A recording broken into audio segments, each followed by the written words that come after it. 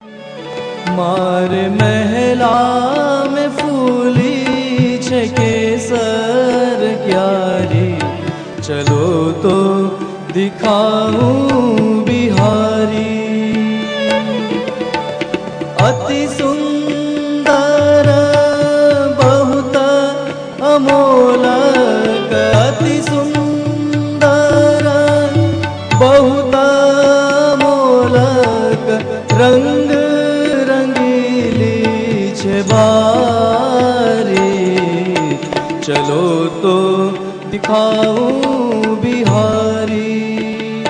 मार महला में फूली छे केसर कारी, चलो तो दिखाऊं बिहारी।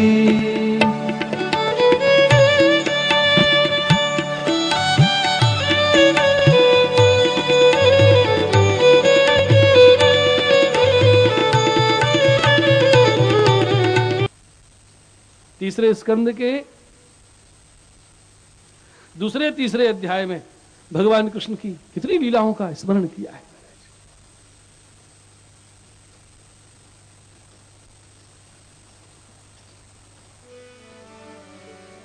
हे विदुर जी महाराज, प्यारे श्याम सुंदर प्रकट हुए, नंद महोत्सव हुआ, ब्रजवासियों को सुख दिया, और 6 दिन के थे बालकृष्ण, वो पूतना स्तनों में विष लगा के आई मारने के लिए। जो मारने के लिए आई थी, भगवान ने स्तन पान करके उसको माता गति प्रदान कर दी। ऐसा दयालु कृष्ण के समान और कौन। उद्धव जी भगवान लीलाओं का स्मरण कर रहे हैं। अहो बकीयम स्तन काल कूटम जिघांसयापाय यदप्यसाध्वी, लेवे गतिं धातृचितां ततोऽन्यं कं वा दयालुं शरणं व्रजेम। जो मारने आई उसको भी माता गति दे दी। ऐसा दयालु श्री कृष्ण के अलावा कोई है जिनकी हम शरण ग्रहण करें? भगवान ने तो ये देखा कि दूध पिलाने आई है, विष लगा के आई है, दोष देखा ही नहीं। एक एक लीला याद आ रही है।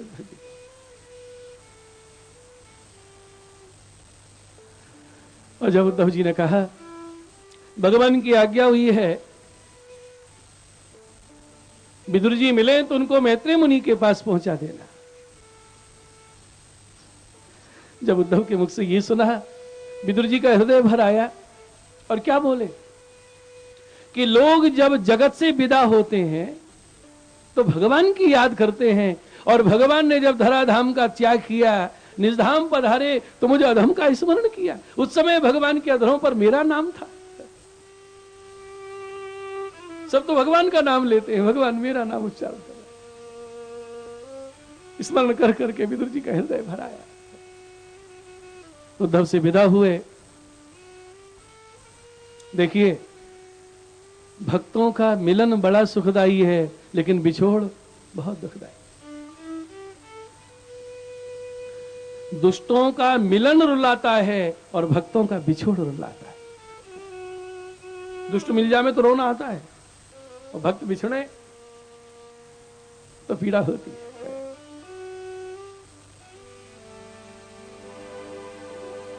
आत्मिष्णे ही जनों में, भक्तों में और दुष्टों में यही सबसे बड़ा अंतर है।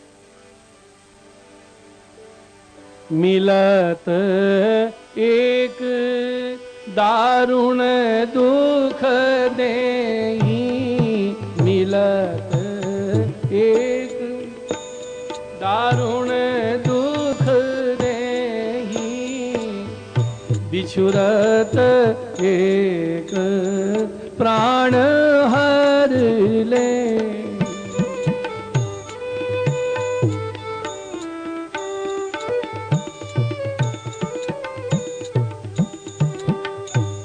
एक मिलते हैं तो दुख होता है, दूसरे बिछुड़ते हैं तो पीड़ा होता है।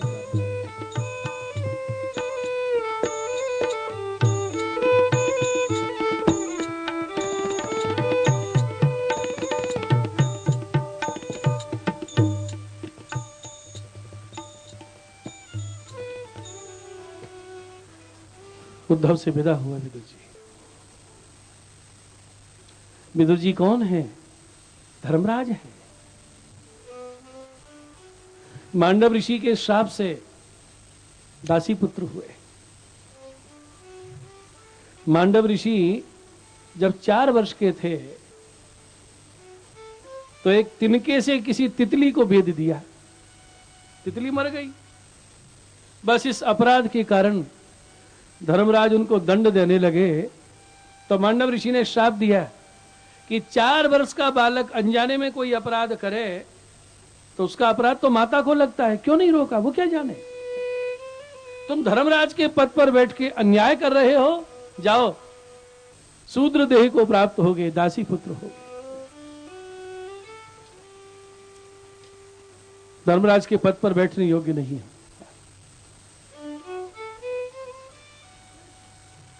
वही विदुर जी हुए।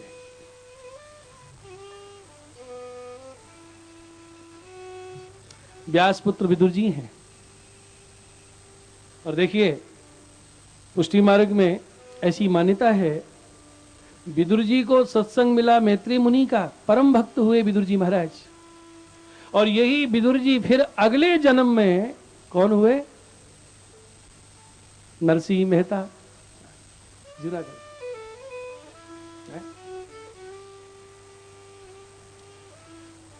जिनको राग केदार सिद्ध था, राग केदार गिरमी धर के आए, सामग्री लाए, वैष्णवों का समाधान किया, रास के साक्षात दर्शन किए जिन्होंने, वो विदुर जी नरसिंह मेहता है। शिवजी का शान भाव था। शंकर जी ध्यानस्थ बैठे थे तो नरसिंह जी ने पूछा, किसका ध्यान कर रहे हो? कि तुमने जो रासलीला का दर्शन किया है इससे भी और एक गुण रासलीला है जहां किसी का प्रवेश नहीं होता।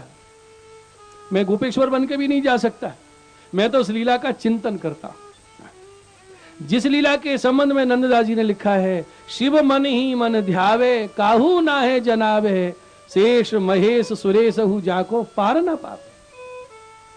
तो नरसिंह जी ने कहा, वो लीला का दर्शन कैसे होगा? शंकर जी बोले, वो लीला तो ठाकुर जी की इच्छा के अधीन है। वही लीला करने वाले पुष्टि पुरुषोत्तम जब दर्शन देंगे तभी मैं कीर्तन गाऊंगा। और उसी समय प्रतिज्ञा कर ली और वाणी बंद हो गई। और कहा जाता है कि भगवद लीला के दर्शन के लिए विरह में ही उन्होंने शरीर छोड़ा। तो तीसरा जन्म असारवा में गोपाल दास जी जन्म से गूंगे हुए, क्योंकि प्रतिज्ञा की थी अब तो वाणी जब ही खुलेगी जब रास विहारी सामने रास कर रहे होंगे। जन्म से गूंगे। जब श्री गोसाई जी असारवा विराजे, भाईला कोठारी की पुत्री थी गोमती। बात हो गई थी कि ये बेटी बड़ी होगी तो गोपाल दास के साथ विवाह करेंगे। गोसाई जी के चरणों में दंडवत करवाई तो आप पूछ रहे हैं ये कौन है? कृपानाथ, ये गोमती को बर है। तो श्री गोसाई जी हंस के आज्ञा किए, गोमती का बर तो सागर होना चाहिए और ये गूंगे कैसे? आपकी कृपा होगी तो ये सागर हो जाएंगे। और चर्वित तांबूल मुख में पधराया, श्री विठलेश प्रभु हृदय में विराज गए। गूंगे गोपाल दास की वाणी स्फुरित हो गई और क्या दर्शन किया। जो शंकर जी ने कहा था कि वो रास विहारी स्वयं कृपा करे तब उस गूढ़ रास लीला का दर्शन हो सकता है, वही रास विहारी निकुंज नायक श्री विठलनाथ जी के रूप में जब दर्शन हुए। विविध रास मंडल रचना रचित यहाँ खेले श्री नंद कुमार। जिनके लिए पिछले जन्म में इतना विरह हुआ था, उनके साक्षात जब दर्शन किए तो उनके चरणों में दंडवत की। राग केदार सिद्ध था और तब से ही मौन व्रत ले लिया था, जन्म से गूंगे हुए, लेकिन वल्लभाख्यान में जब पहला आख्यान गाया तो राग केदार में ही गाया। पुष्टि में प्रवेश कैसी कृपा होती है ठाकुर जी की, तब होता है। श्री गोसाई जी परम दयाल की साक्षात दंडवत करी श्री गोसाई जी की चरण। बंदों सी विठ्ठल वर सुंदर घोषी विठ्ठल वर सुंदर नवघन श्याम तमाड नवघन श्याम तमाड जगती तल उद्धार करेवा जगती तल उद्धार करेवा प्रगट्या परम दयाद प्रगट्या परम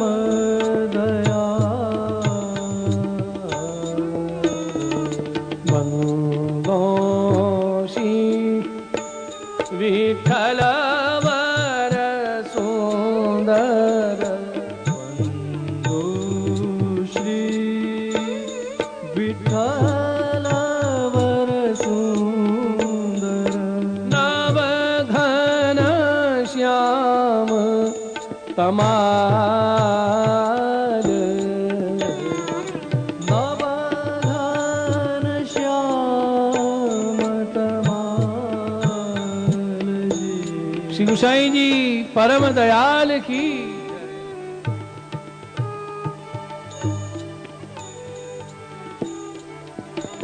मैत्रेय मुनि ने सर्ग लीला सृष्टि विषय का वर्णन किया।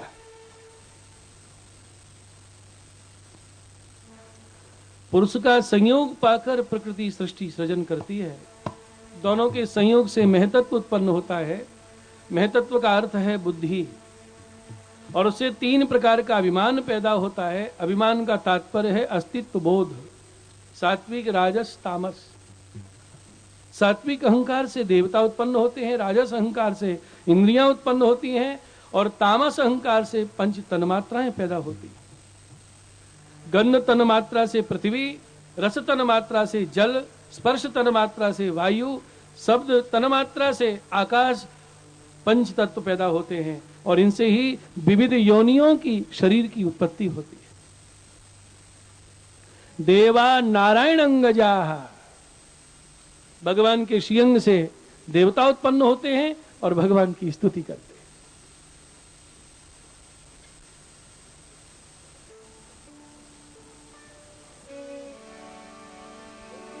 यह अलौकिक सर्ग है। देवताओं ने भगवान की स्तुति की। देवता भगवत सेवा का स्वरूप समझते हैं, लेकिन सेवा कर नहीं पाते। क्यों? देव देह भोग देह है, उनकी इंद्रियां कभी शिथिल नहीं होती, देव देह में वृद्धावस्था नहीं होती।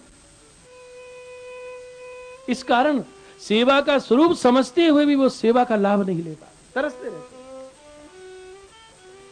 देवता स्तुति करते हैं और कहते हैं, पानीयते देव कथा सुधाया प्रवृद्ध भक्त्या विशदाशयाये वैराग्य सारम प्रतिलभ्य बोधम यथांज सान्वीयुरकुंतधिष्ण्यम। भगवत कथा का लाभ क्या है? देवता स्तुति में कह रहे हैं, पानीयते देव कथा सुधाया। आपकी कथा सुनने का लाभ क्या है? कथा सुनने से भक्ति बढ़ती है। प्रवृद्ध भक्त्या विशदाशयाये, कथा सुनने से भक्ति बढ़ती है और भक्ति से हृदय निर्मल हो जाता है, और हृदय निर्मल हो जाने से वैराग्य ही सार है, ये विवेक प्राप्त हो जाता है। और जब ये विवेक जग जाता है तो सीधे भगवान चरणारविंद की प्राप्ति हो जाती है।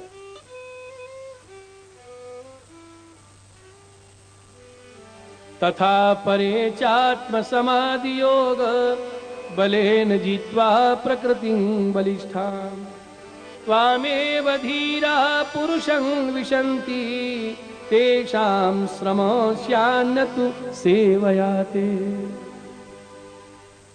देवता कह रहे हैं भगवान, बलवती माया को जीतने के लिए बड़े बड़े साधक समाधि लगाते हैं, कोई कोई आप में लीन हो जाते हैं, लेकिन इस साधन में बड़ा परिश्रम करना पड़ता है।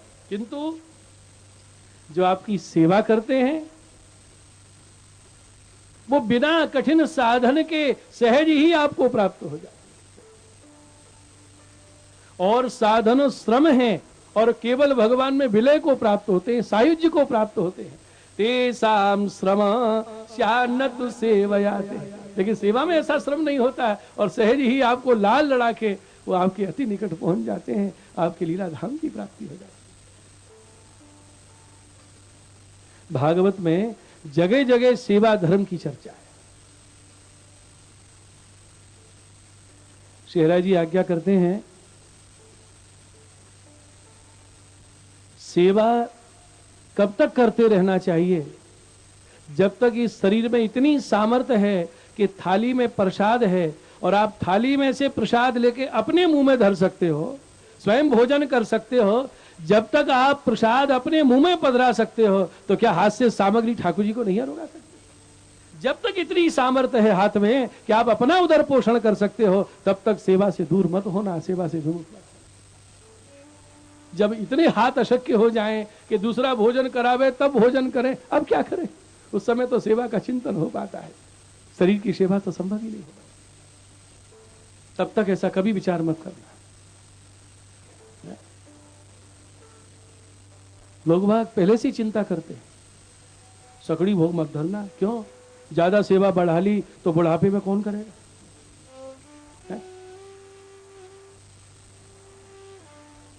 बुढ़ापे में कौन करेगा? तो मैंने उनसे पूछा कि आप बुढ़ापे तक रहोगे, इसका प्रमाण पत्र है आपके पास? है? इतनी उम्र है हमारी, कोई प्रमाण है? कल की चिंता हम क्यों कर रहे हैं? सर्वसमर्थ ठाकुर जी, अरे जब जिससे सेवा लेना चाहेंगे उनकी इच्छा है, हमें तो वर्तमान का लाभ लेना है, आज के दिन का लाभ लिया कि नहीं, इस पर विचार कीजिए। दूसरे दिन प्रातः काल हो जाए, अब हमें आज का लाभ लेना है। आज नो लाहो लीजिए रे, अभी तो गाते हो काले कोने दिठी छे। शिवल्लभाधीश की कृष्ण गोविंद गोविंद गोपाला, कृष्ण गोविंद गोविंद गोपाला, कृष्ण गोविंद गोविंद गोपाला, कृष्ण गोविंद गोविंद गोपाला। भज मुरली मनोहर नंद लाला, भज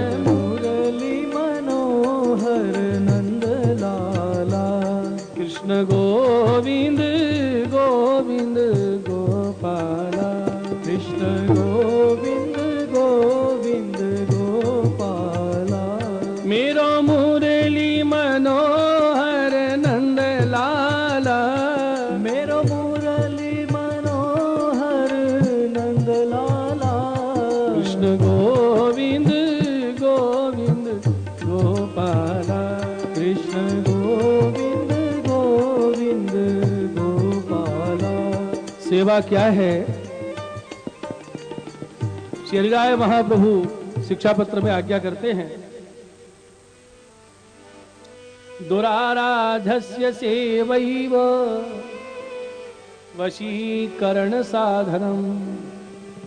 ठाकुर जी को वश में करने का उपाय बता दिया है। ये दुराराध्य हैं, दुराराध्य प्रभु को कोई वश में कर सकता है यदि भगवान वश में होते हैं तो केवल सेवा के द्वारा। दुराराध्यस्य सेवैव वशीकरण साधन। लेकिन सेवा का लाभ कौन लेते हैं? शेरा जी कहते हैं, कृष्ण सेवा प्रकुर्वन्तो, कृष्ण सेवा प्रकुर्वन्तो भाग्यवंतो जनामता। मेरे मत में तो वो बड़े भाग्यशाली हैं जिनसे ठाकुर जी कुछ टहल लेते। अर्थात भगवान जिनके वश में होना चाहते हैं उन भक्तों की सेवा स्वीकार करते हैं।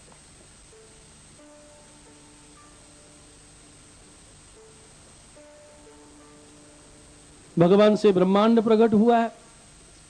भगवान के 4 अंगों से 4 वर्ण उत्पन्न हुए।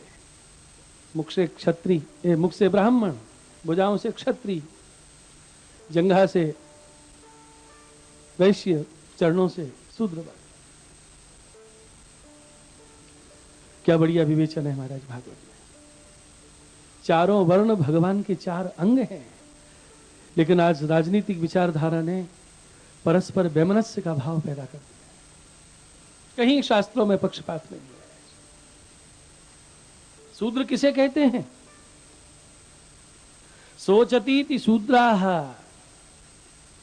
सेवा न बन पावे और मन में सोच हो कि हाय हमसे सेवा नहीं बन रही है, उसे शूद्र कहते हैं। और श्री महाप्रभु जी तो इतना सुंदर यहां पक्ष लेके वर्णन किए हैं कि मोक्ष के लिए धर्माचरण करे वो ब्राह्मण, काम के लिए धर्माचरण करे वो क्षत्रिय, अर्थ के लिए धर्माचरण करे वो वैश्य, और धर्म के लिए धर्माचरण करे वही शूद्र है, क्योंकि सेवा ही धर्म है। सेवा, और ये श्री चरणों से प्रकट हुआ वर्ण है। सेवा का तो सहज अधिकार है इसका। जो हे थे जगत में स्त्री शूद्र को कोई अधिकार नहीं मिल रहा था, महाप्रभु जी ने विशेषाधिकार दिलाया। बोलो श्री वल्लभाधीश की।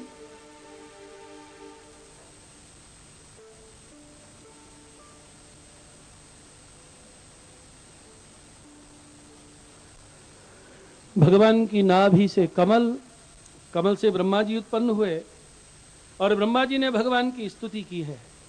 3 स्कंद में ब्रह्मा जी की स्तुति है। 10वें स्कंद में जो स्तुति है वो तो क्षेपक है। वो 3 अध्याय तो प्रक्षिप्त है। यह है ब्रह्मा जी की स्तुति।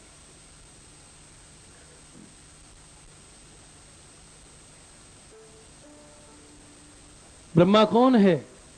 जो सृष्टि का वर्धन करे उनका नाम है ब्रह्मा। बरहती स ब्रह्मा, जो सृष्टि को बढ़ावे वो ब्रह्मा। जो स्वप्रकाशित है वो ब्रह्म है, और जो ब्रह्म से प्रकाशित है वो ब्रह्मा है। ब्रह्मा जी को निमित्त बना के भगवान सृष्टि का सृजन करते हैं। 9 प्रकार की सृष्टि का वर्णन किया है मैत्र जी महाराज ने। अहंकार सर्ग, पंचतन मात्राएं सर्ग, इंद्रियों का सर्ग, मन देवताओं का सर्ग, पंच प्रभा विद्या सर्ग, स्थावर सर्ग, पशु पक्षियों का सर्ग, और अंत में मनुष्य सर्ग, मनुष्य की सृष्टि है।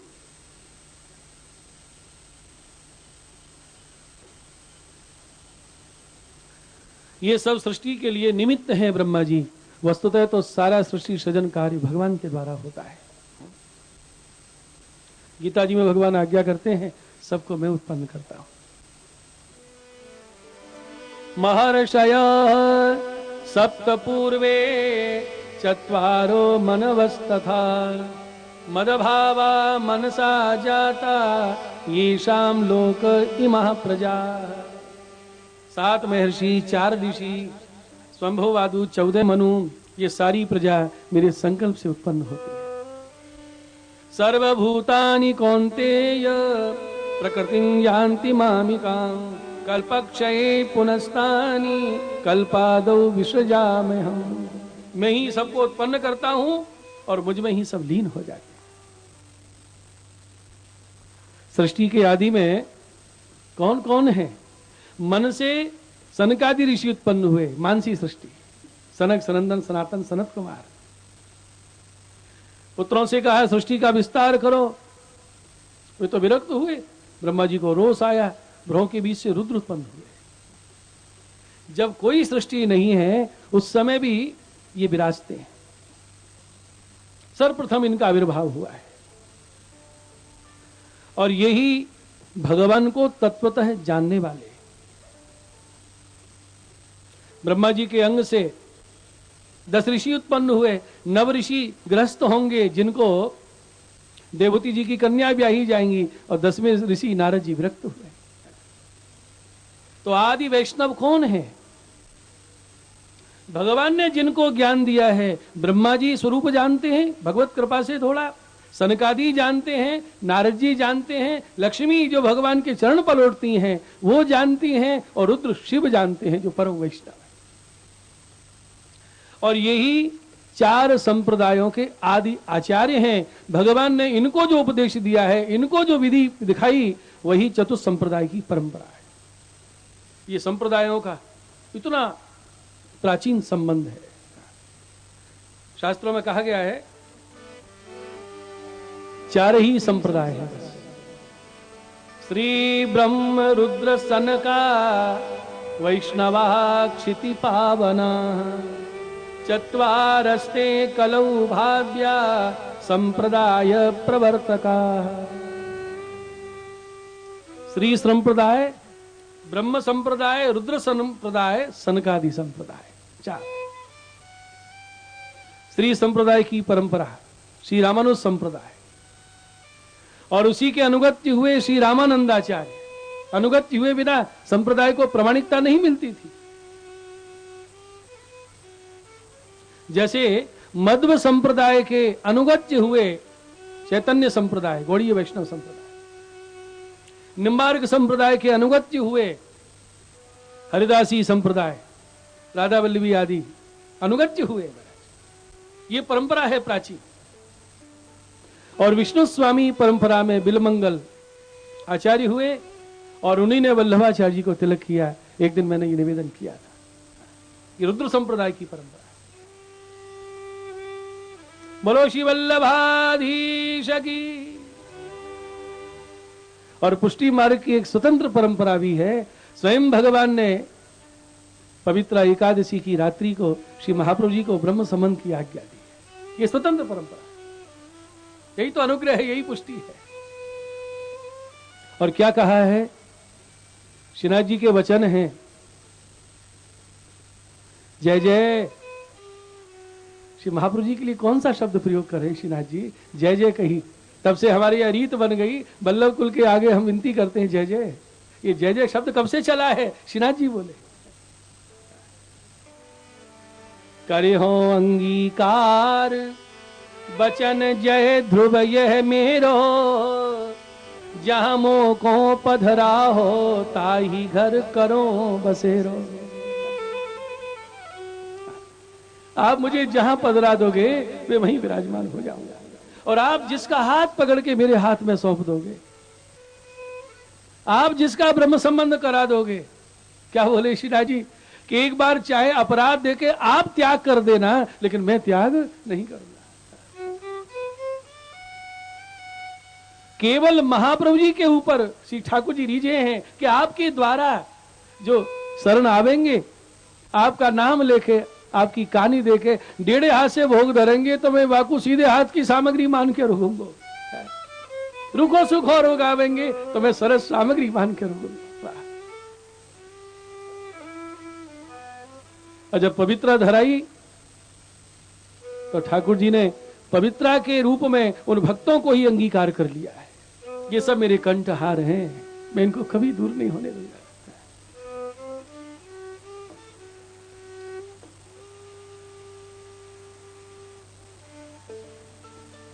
ब्रह्म संबंध की आज्ञा श्रीनाथ जी की वल्लभाचार्य जी को हुई है। फिर भगवान ने देखा कि ये क्रम भविष्य में बना रहे, तो पंढरपुर में भगवान पंडीनाथ ने आज्ञा दी, आप विवाह करें। कर विवाह बहु रूप दिखावो, आप विविध रूपों में दर्शन दो, मेरो नाम सुवन को धराओ। भगवद आज्ञा से विवाह हुआ। श्री विठलनाथ जी, गोपीनाथ जी का प्रागट्य हुआ, और गोसाई जी के साथ बालक हुए। श्री महाप्रभु जी ने जो भगवद आज्ञा हुई कि आपके द्वारा ब्रह्म संबंध हो, वो सामर्थ्य, वो महात्मा अपने वंश में स्थापित करी है। स्ववंश से स्थापिता से महात्मा।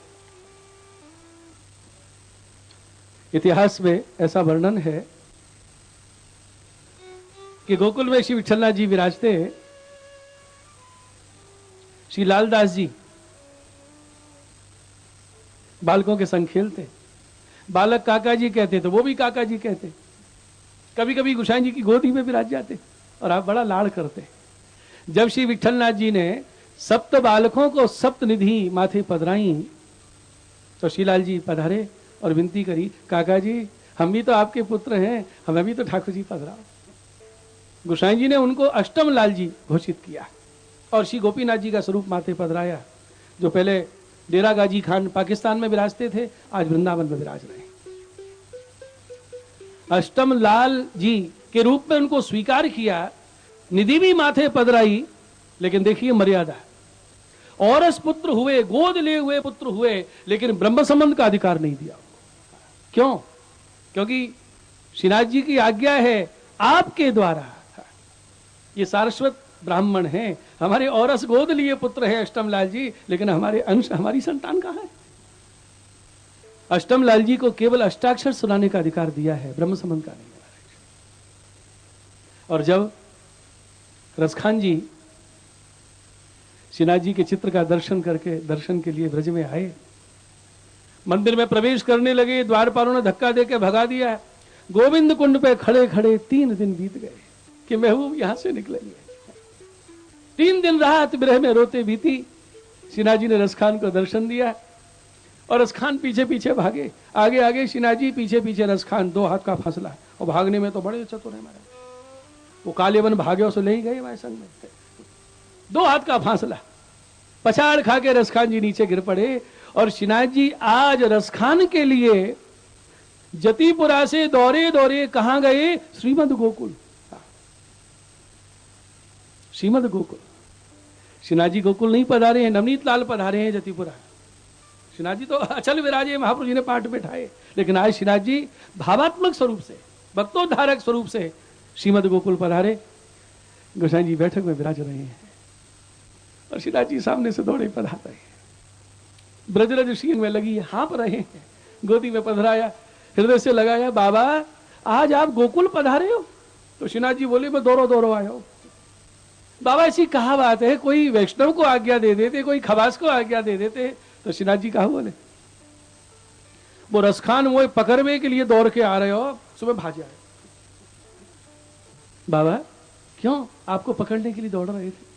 कि वो स्पर्श करना चाह रहे हो, फिर आपने स्पर्श क्यों नहीं दिया? तो श्रीनाथ जी क्या आज्ञा की कि मैंने आपको वचन दिया है ना, जिसका हाथ मेरे हाथ में सौंप दो, जिस जीव का आप ब्रह्म संबंध करा दोगे, उसी को सानुभाव होगा, उसी के हाथ की सामग्री अरूंगा और उसी को मेरा स्पर्श सुख प्राप्त होगा। वचनबद्ध हूं ना, आप जल्दी ब्रह्म संबंध कराओ, रसखान बिना मुंह पे रहो नहीं जा। कितने वचनबद्ध हैं श्रीनाथ जी, आप जल्दी ब्रह्म संबंध कराओ। एक तो वो भगवती हैं जिनको गुरु कृपा करें तब ठाकुर जी मिले, और रसखान को तो पहले ठाकुर जी मिल गए और भगवान से पारस कर रहे हैं, लेकिन उसके बाद भी स्पर्श नहीं किया है। तब गोसाई जी ने एक बात कही, बाबा ब्रह्म संबंध नहीं है तो आपने रसखान को स्पर्श नहीं किया, लेकिन दर्शन तो दे दिए, ये कौन की कहानी से दे दी?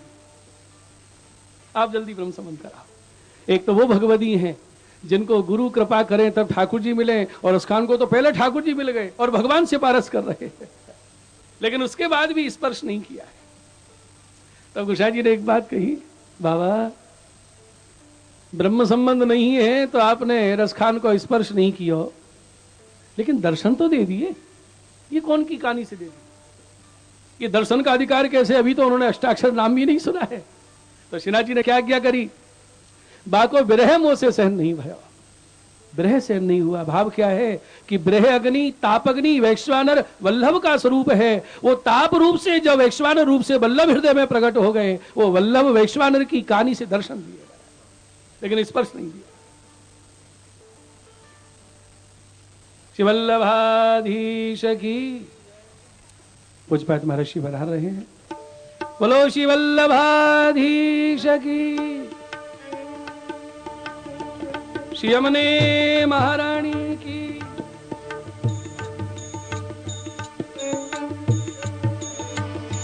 कृष्ण गोविंद गोविंद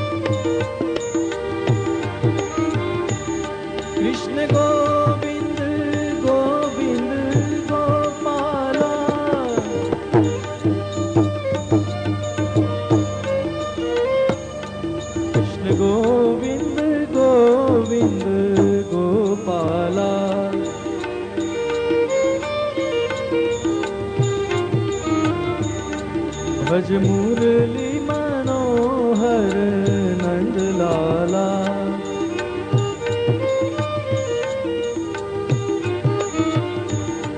भज मुरली मनोहर नंद लाला।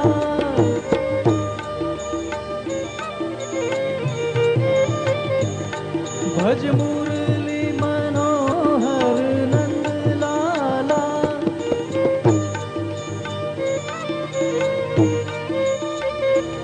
कृष्ण गोविंद गोविंद गोपाला।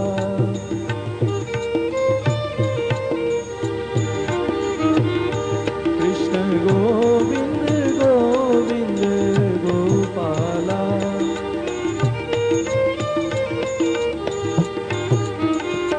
भज मुरली मनोहर नंद लाला।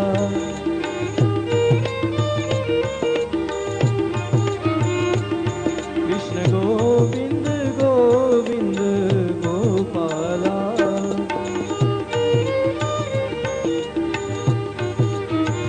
कृष्ण कन्हैया लाल की जय।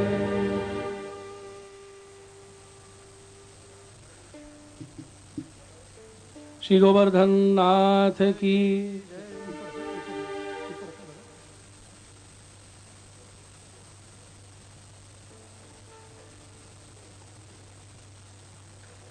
श्रीनाथ जी तो अंतर्ध्यान हुए और श्री विठलनाथ जी घोड़ा पे विराजमान होकर श्रीमद गोकुल से जतिपुरा पधारे।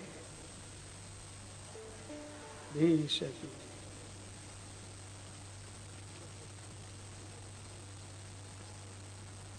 वो घोड़ा चला आ रहा है। रसखान जी ने देखा, क्या बढ़िया वार्ता में वर्णन है। यह हाथ करके घोड़ा रुकवाया और श्री विठलनाथ जी से विनती करी, मंदिर में जो महबूब है तिनके तुम यार दी सतो। मंदिर वाले महबूब के आप यार हो? तो श्री कृष्ण जी मुस्कुराए। आपने पूछा कि आप तो हमें जानते नहीं हो, फिर कैसे पहचाना कि मंदिर वाले महबूब के हम यार हैं? तो रसखान ने क्या उत्तर दिया? अभी गुसाई जी को देखा थोड़ी है, कैसे पहचान गए? रसखान जी ने कहा कि हमने ऐसे पहचाना कि सामने से घोड़ा चला आ रहा है। घोड़े पे बैठने वाला हमेशा सामने दृष्टि रखता है, लेकिन आप लगाम पकड़े, यूं घोड़ा चल रहा है, लेकिन आपकी दृष्टि मंदिर के द्वार की ओर है। जो हमारी दशा है, 3 दिन से दिन रात में मंदिर के द्वार को देख रहा हूं, वही आपकी दशा है। प्रेमी प्रेमी हृदय को पहचान लेता है।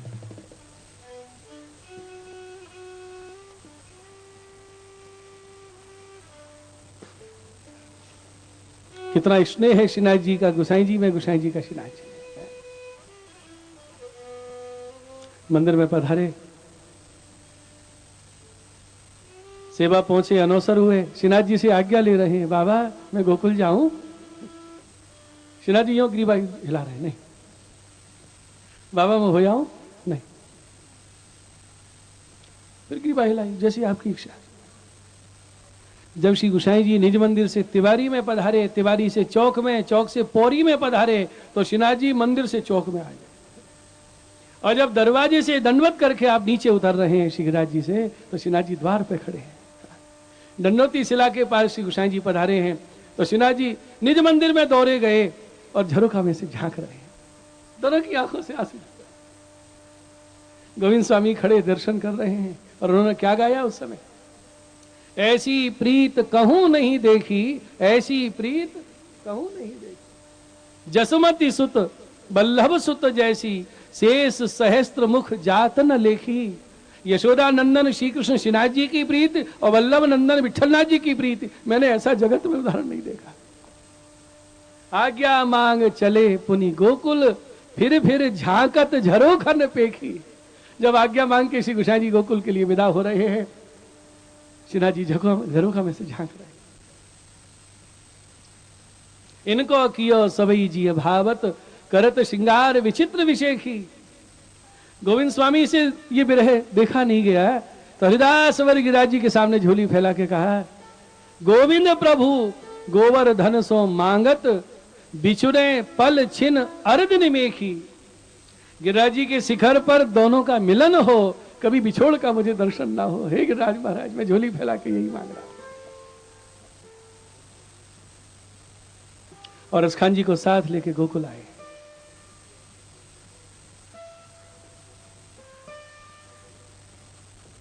दर्शन दिए थे श्रीनाथ जी ने, लेकिन स्वरूप आसक्ति हुई नवनीत प्रिया जी। ये तो आसक्ति की बात है, जैसे कुमनदास जी की श्रीनाथ जी में और गज्जन धावन की नवनीत प्रिया जी में। और दूसरे दिन ब्रह्म संबंध कराया है राजा ठाकुर के मंदिर में। देखो, ब्रह्म संबंध होते ही जब गुरु कृपा हो जाए, विचार बदल जाते हैं, भावना बदल जाती है, वृत्ति बदल जाती है, सब कुछ परिवर्तन हो सकता है। क्या किसी की एक दिन में भाषा बदल सकती?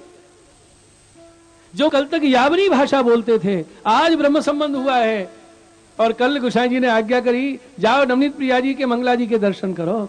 और रसखान जी जो दर्शन करने गए, लीला का दर्शन हो रहा है। एक दिन में भाषा बदल गई, ऐसी मधुर ब्रज भाषा उनके मुख से स्फुरित हो रही है। साक्षात मंगला के समय भगवत लीला का दर्शन हुआ।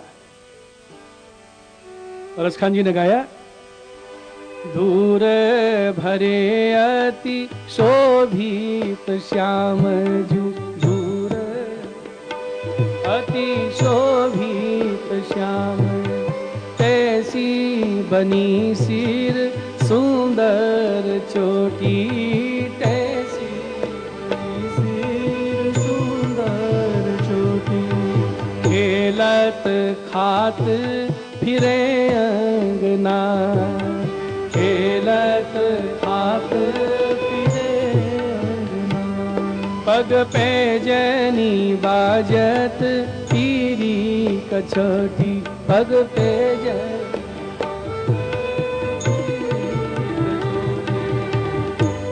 हम लोग दर्शन करते हैं तो गादी जी पे विराजे नवनीत प्रिया जी के दर्शन होते हैं। और रसखान को कैसे दर्शन हो रहे हैं? खेलत खात फिरे अंगना, डोल रहे हैं। बोली क्या प्रमाण है कि बाल लीला का साक्षात दर्शन किया? भगवती कभी झूठ नहीं बोलते।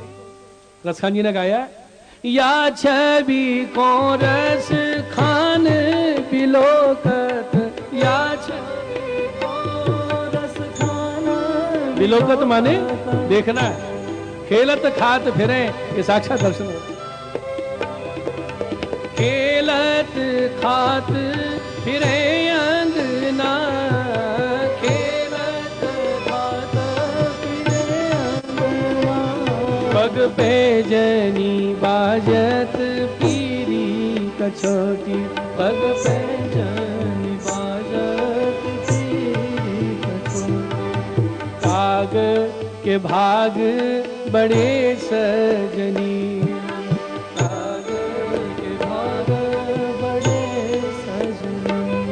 हरि हाथ सो ले गयो माखन रोटी, हरि हाथ सो ले गयो माखन रोटी। गोकुल में ही रहे रसखान, गोकुल से कहीं बाहर नहीं गए।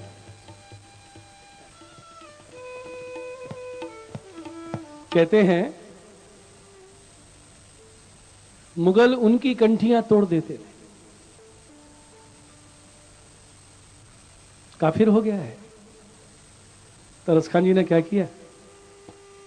ऐसे मोटे मोटे तुलसी काष्ठ और बड़े बड़े छेद करके, डोरे में नहीं बड़े बड़े रस्सा में पोए पोए के धारण कर लिए।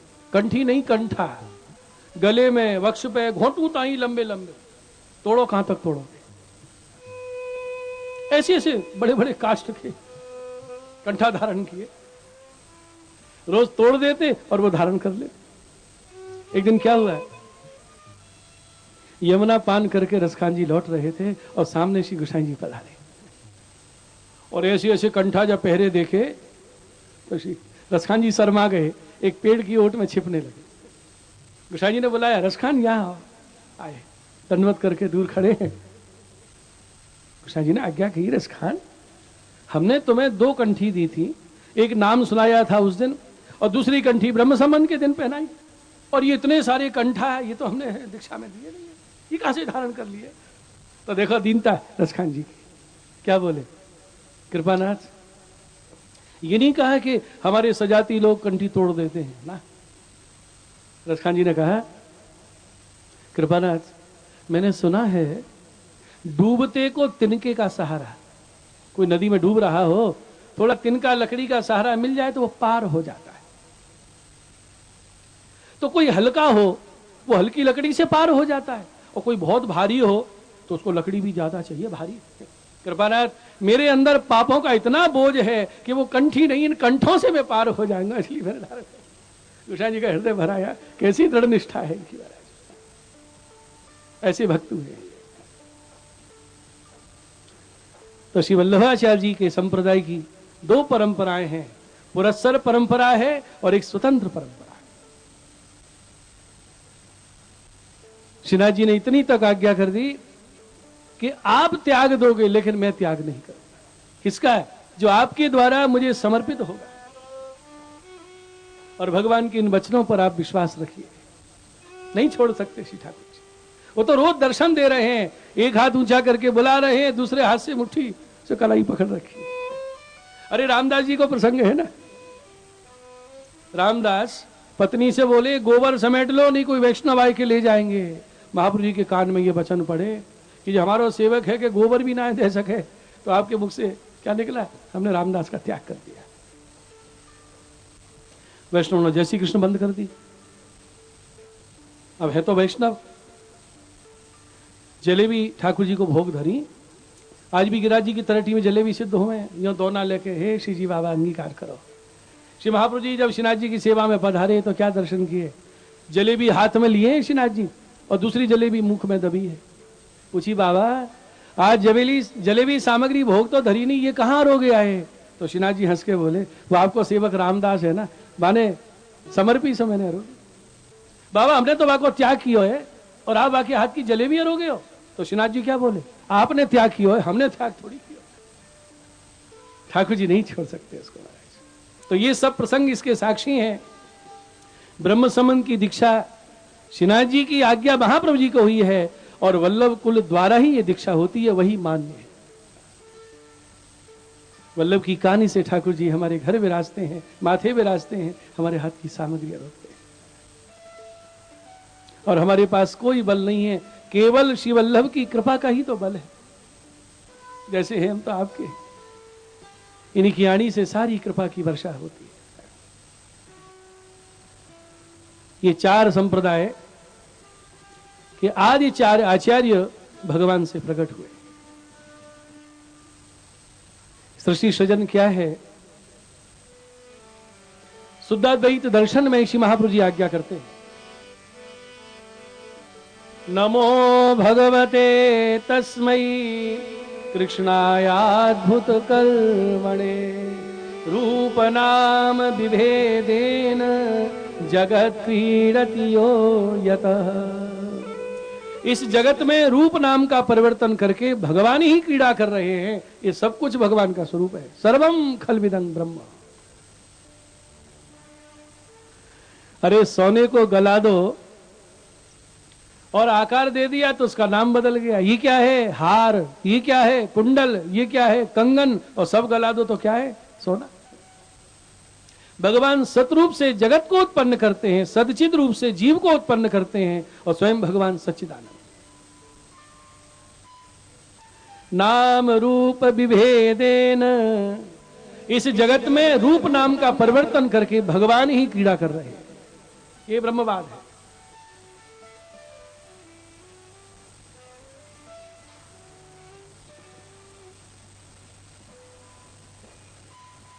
ये विविधता ही सृष्टि की शोभा है। सबका एक उद्देश्य नहीं हो सकता, एक लक्ष्य नहीं हो सकता, इसलिए भगवान ने विविध साधन बतलाए। सब एक पथ के पथिक नहीं हो सकते। सबकी एक मंजिल होती तो स्वर्ग नरक ये वो लोग क्यों प्रकट हुए? सबकी गति एक नहीं है। आज से 100 वर्ष पूर्व जब विवेकानंद जी शिकागो गए थे ना विश्व धर्म सम्मेलन में, तो वहां उनकी परीक्षा ली। धर्म ग्रंथ रखे गए, सबसे ऊपर बाइबल रखी, सबसे नीचे भगवत गीता। और विवेकानंद जी से कहा, देखिए सर्वश्रेष्ठ ग्रंथ बाइबल है और सबसे छोटा ग्रंथ गीता जी, इसलिए तो नीचे है। तब विवेकानंद जी ने हंस के कहा, हाँ बात आपकी ठीक है, नींव बहुत मजबूत है, अगर ये नींव कमजोर होती ना तो कुरान बाइबल सब झड़ जाते नीचे। फिर एक प्रश्न किया, एक ने पूछा है, ये भारत कोई देश है, रंग बिरंगे लोग हैं, कोई गोरा है, कोई सांवला है? कोई काला है? हमारे यहाँ देखो सब गोरे ही गोरे हैं, एक रंग है सबका, एक ही धर्म ग्रंथ है बाइबल, एक ही गॉड को मानते हैं। और भारतवर्ष में तो कितने धर्म, कितने संप्रदाय, कितनी उपासना की पद्धतियां, कितने देवी देवता, कितनी विविधता है भारतवर्ष में। तो विवेकानंद जी ने क्या उत्तर दिया? जो वल्लभाचार्य जी का सिद्धांत है ना, उसी का समर्थन किया। क्या कहा उन्होंने? अब जैसा कोई कुतर्क करे तो उत्तर भी वैसा ही दिया जाता है। विवेकानंद जी ने कहा, बुरा मत मानिए, देखो जो घोड़े होते हैं ना, घोड़ों की अलग अलग नस्ल होती हैं, बहुत नस्ल के होते हैं घोड़े, लेकिन गधे सब एक ही जैसे लगते हैं, एक से होते हो। ये विविधता सृष्टि की शोभा है, क्या कारीगरी है भगवान की। देखो सबको जन्म दिया है मां के गर्भ से, लेकिन सबके चेहरे में अंतर कर दिया भगवान ने। 2 आंखें, 1 नाक, मुंह सबके हैं, लेकिन चेहरे में सबके अंतर है। अगर ये विविधता नहीं होती तो कल्पना कीजिए, आज पहचानना मुश्किल होता है, ये पिताजी हैं कि मामा जी हैं कि चाचा जी हैं, सब एक शकल के होते। फिर तो आपको रिबन बांधने पड़ते कि गले में जो काली टाई पहने हैं ना वो पिताजी हैं, पीली पगड़ी वाले मामा जी हैं, वो सफेद फीता बांधे हैं ना वो ताऊ जी हैं, बड़ी फजीती हो जाती। ये सिद्धांत है विविधता का। ज्ञान मार्गी है उस पथ पर जाएगा, कर्म मार्गी अपने पथ पर चलेगा, उसकी वही लक्ष्य वही मंजिल होगी। तो अपनी अपनी नौका में बैठ जाओ और ये नाव चल रही है, मंजिल पर पहुंचावेंगी। नदी से पार करने के लिए एक ही